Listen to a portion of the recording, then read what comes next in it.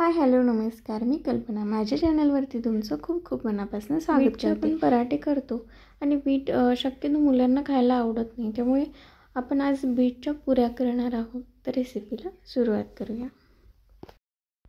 तर इथे मी 2 बीट घेतले. त्याचा खालचा आणि वरचा भाग काढून टाकायचा, त्याचं वरची सालसुद्धा काढून टाकायची आणि खिसणीने बीट खिसून घ्यायचं.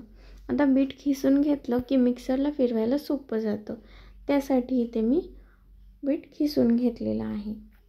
आता इथे तिखटचं प्रमाण कमी जास्त करू शकता. इथे मी मिरच्या वापरलेल्या आहेत, लसूण आणि जिरं. तर हे सगळं आपल्याला मिक्सरच्या भांड्यात टाकून ह्याची पेस्ट बनवून घ्यायची आहे.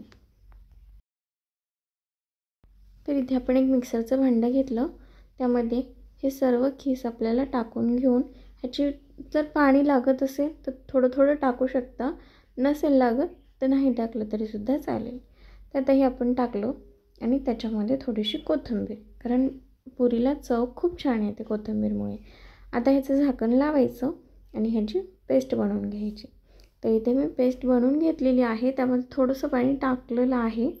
नसेल नाही टाकलं तरीसुद्धा चालतं किंवा टाकलं तरीसुद्धा चालतं. आता इथे मी गव्हाचं पीठ घेतलेलं आहे.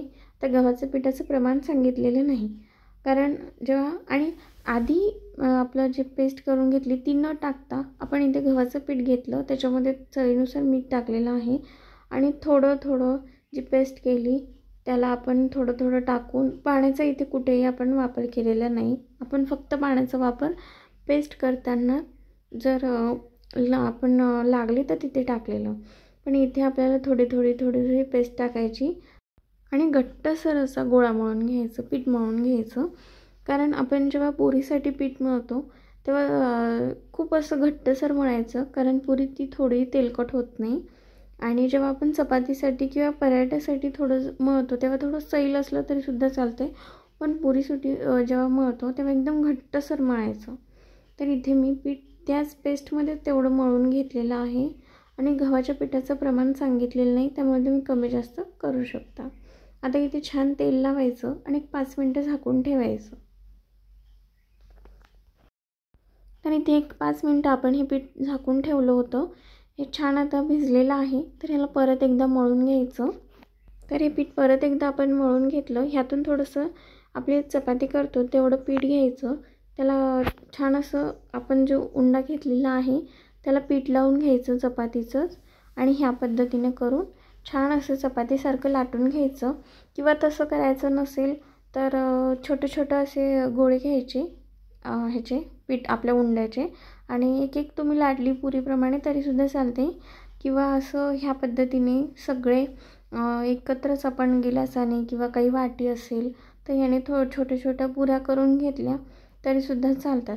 तर इथे मी ग्लास घेतला आणि त्याने छोट्या अशा पुऱ्या करून घेतलेल्या आहेत, जेणेकरून आपल्या 4 ते 5 पुऱ्या एकत्र होतात. किंवा तुम्ही एक लाटली तरीसुद्धा चालते. तर या पद्धतीने आपण पुऱ्या करून घेतलेल्या आहेत. आता हे सगळं बाजूचं पीठ आपण काढून घेतलेलं आहे. तर ह्या पद्धतीने सगळ्या पुऱ्या आपण तयार करून घेतल्या आणि पुरी तळण्यासाठी तेलसुद्धा छान गरम झालेलं आहे आपलं. तर पुरी तळून घेऊया. जेव्हा आपण पुरी तळतो आणि तेलात टाकतो तेव्हा वरतून असं तेल सोडायचं किंवा ती थोडी प्रेस करायची तेलामध्ये, त्यामुळे ती व्यवस्थित अशी फुगली जाते.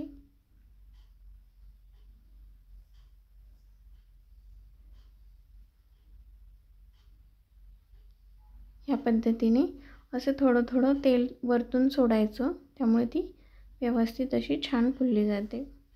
तर ह्याला आपण अलटी करून छान तळून घेतलेलं आहे. तर हे आपण काढून घेऊया.